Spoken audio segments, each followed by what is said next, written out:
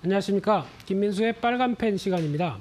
오늘은 또 시장이 계속 강세 흐름들 이어가고 있습니다. 특히 최근 들어서 미국의 정치적 불확실성이 끝나면서 나오는 변화란 점, 그리고 특히 달러화가 약세로 가면서 이어나고 있는 또 외국인들에 대한 수급 동향들, 이런 부분들 체크해 보게 되면 일단 좀 더 긍정적인 부분들이 많다는 관점을 보시면서 시장 흐름 대응하셔야 될 것 같고요. 그런 관점 쪽에서 일단 이번 주도 여러 가지도 챙겨봐야 될 이슈들, 그리고 또 그와 관련된 일정들 하나하나씩 또 꼼꼼히 챙겨보도록 하겠습니다. 가장 먼저 눈여겨볼 수 있는 게 오늘 같은 경우는 일단 구글의 인앱 결제, 요즘에 상당히 얘기가 많은 부분들이죠. 그래서 너무 구글이 수수료를 많이 떼는 게 아니냐, 이런 관련돼서 어떤 강제적으로 좀 방지를 하겠다라는 입장들, 이런 쪽에서 공청회가 열려지고 있는데 특히 이 부분 같은 경우는 앞으로 이제 플랫폼 기업들이 어떻게 수수료를 챙기고 그에 따라서 시장에 미치는 여파가 커졌을 때 어떤 정부의 역할들, 이런 쪽도 상당히 앞으로에 대한 이슈가 될 수 있는 부분들입니다. 그렇기 때문에 이와 관련된 부분들은 조금 더 확대되는지 여부들 체크를 하면서 인터넷 기업들과 플랫폼 기업들의 여파들 같이 체크를 해야 되겠죠.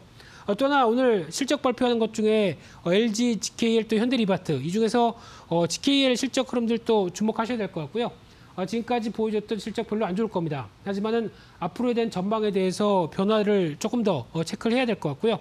그 밖에 또 맥도날드 실적 발표가 되기가 미국에선 돼 있는데 그래도 상대적으로 선전은 했겠죠. 하지만은 지금 맥도날드뿐만 아니라 지금 미국에 발표되는 대표적인 또 여러 가지 소비재 기업들이 앞으로 어떤 지금 충분히 경기 부양책이 나오지 않는 가운데 이를 어떻게 바라보는지에 대한 앞으로의 매출 전망들, 흐름들도 주목해서 봐야 될 소비 관련된 섹터에 대한 흐름들이 아닐까라는 점들도 주목하셨으면 좋겠습니다.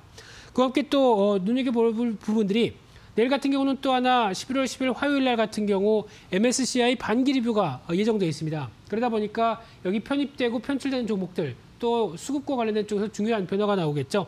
그중에서 SK바이오팜, SK케미칼은 편입 예정이 될 걸로 보여지고 있습니다. 그러다 보니까 최근에 SK케미칼 상당히 강하죠. 그런데 여기서 이제 주목할 모습들이 일단 편입 이슈도 있겠지만은 특히 최근에 이어지고 있는 SK바이오사이언스와 함께 이어지는 CMO 관련된 쪽에 대한 기대감들이 상당히 높아지면서 SK케미칼도 한 자리를 차지한다라고 하게 되면 바이오주 쪽에서 지금 삼성바이오로직스 외에 관련된 SK케미칼 또 ST팜 이런 종목들 같은 경우는 일단 추가적인 기대감이 상당히 높아지고 있다는 관점 쪽에서 바이오주에 대한 또 다른 섹터에 대한 흐름들 눈여겨보셔야 될 것 같고요. 아마 레벨업은 계속 시도가 될 가능성이 높다는 쪽에서 주목하셔야 될 것 같고요. 반대로 포스코 인터내셔널, BNK 금융지주는 제외가 될 걸로 보여지고 있는데 결과물 체크를 하셔야 될 것 같습니다. 그 밖에 또 게임주 쪽에서 마이크로소프트의 엑스박스 X가 나올 거고요. 또 NC소프트 쪽에서의 콘솔 게임, 특히 퓨저라고 하는 음악 관련된 게임이 출시가 될 건데 이쪽에 대해서 인기가 있게 되면은 오히려 주가에도 영향을 받겠지만 일단 출시 이후에 변화를 좀 체크해야 될 것 같고요.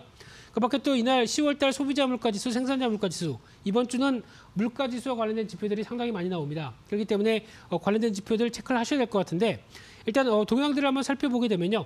일단 중국의 소비자 물가지수를 먼저 보게 되면 올해 초에 상당히 많이 올랐었죠. 이쪽에 대한 식품 물가 관련된 쪽은 아무래도 아프리카 돼지열병과 관련된 부분들이 가장 크게 작용을 했다고 하게 되면 그 이후에 나오는 부분이라고 보게 되면은 일단 유동성을 공급하는 입장이 나온다고 하더라도 물가가 그 이상으로는 안 올라갑니다. 상대적으로 좀 플랫하죠. 그런 상황 쪽에서 생산자 물가지수도 어느 정도 관리가 되는, 오히려 좀 더 올라야 되지 않을까라는 생각은 살짝 들고 있는데 그래도 지금 같은 경우는 물가지수 자체를 정부가 얼마만큼 컨트롤을 잘하고 있느냐라는 부분들을 봤을 때는 잘하고 있다고 봐야 되겠죠. 특히 소비자 물가지수를 강하게 어느 정도 좀 억제가 되고 있는 상황 쪽에서 보게 되면 충분히 또 중국의 어느 정도 경기 부양책과 관련된 내수 부양책을 쓸 수 있는 카드가 더 많다라는 관점 쪽에서 조금 더 주목을 하고 있고요.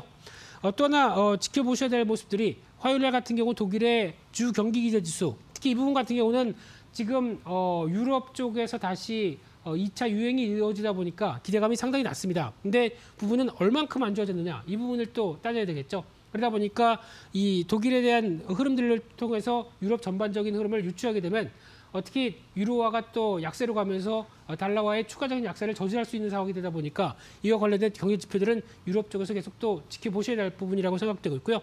그 밖에 한국의 실적 발표 관련된 쪽에서 네오이즈 게임주 실적 발표 이제 이날부터 하기 시작을 하고요. CJ그룹 쪽에서 CJ제일제당 실적 상당히 좋을 걸로 기대를 하고 있죠.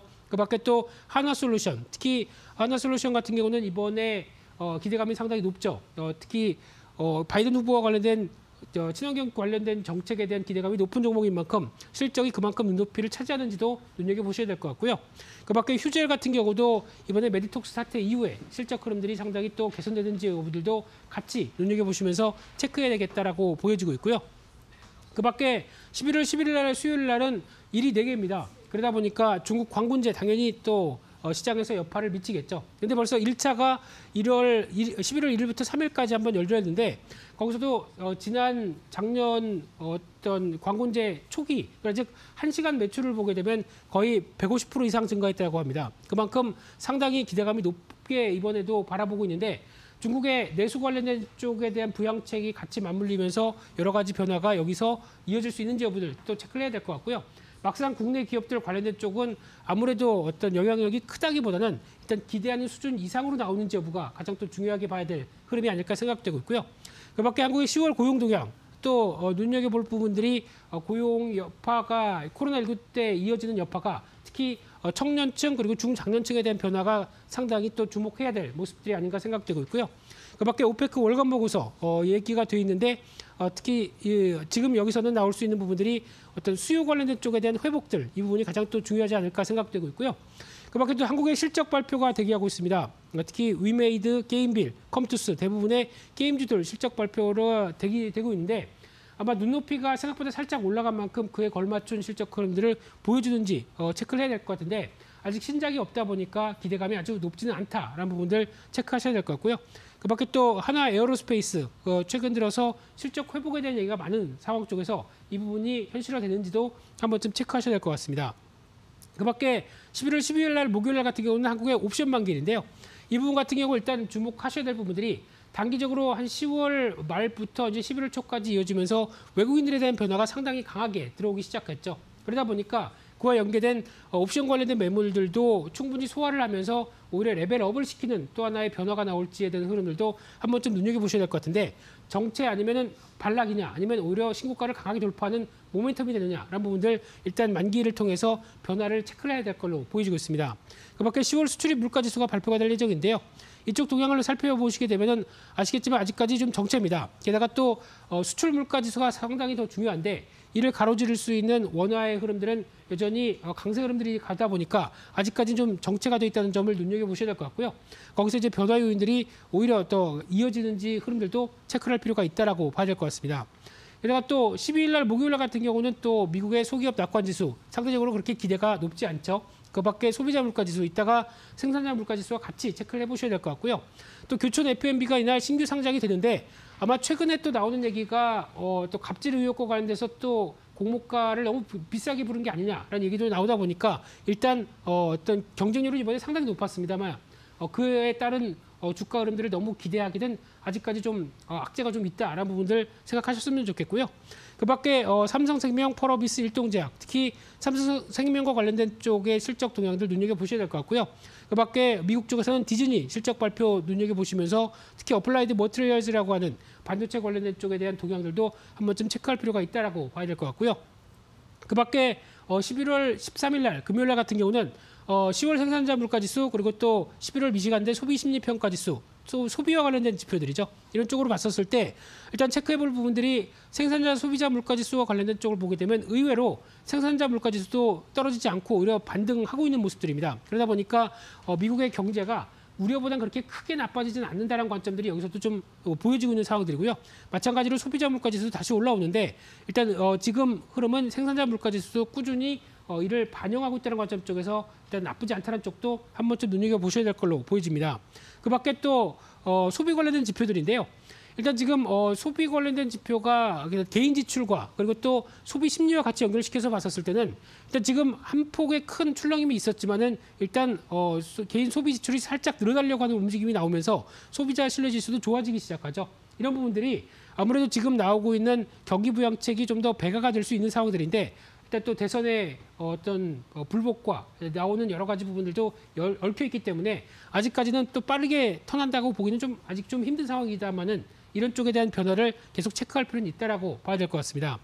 그 밖에 또 눈여겨볼 수 있는 게 이날 실적 발표되는 대표적인 또 생명보험 회사들 또 키움증권 같은 경우도 실적 발표가 대기하고 있는 상황 쪽에서 증권주에 대한 실적의 눈높이를 또 높여가는지 이 부분도 한 번쯤 체크할 필요가 있다라고 보여지고 있습니다.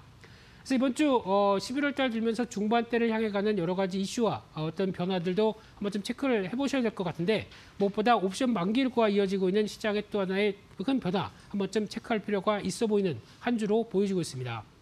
오늘 준비한 내용들은 여기까지 해서 마치고요. 또 다음 시간에 찾아뵙도록 하겠습니다. 감사합니다.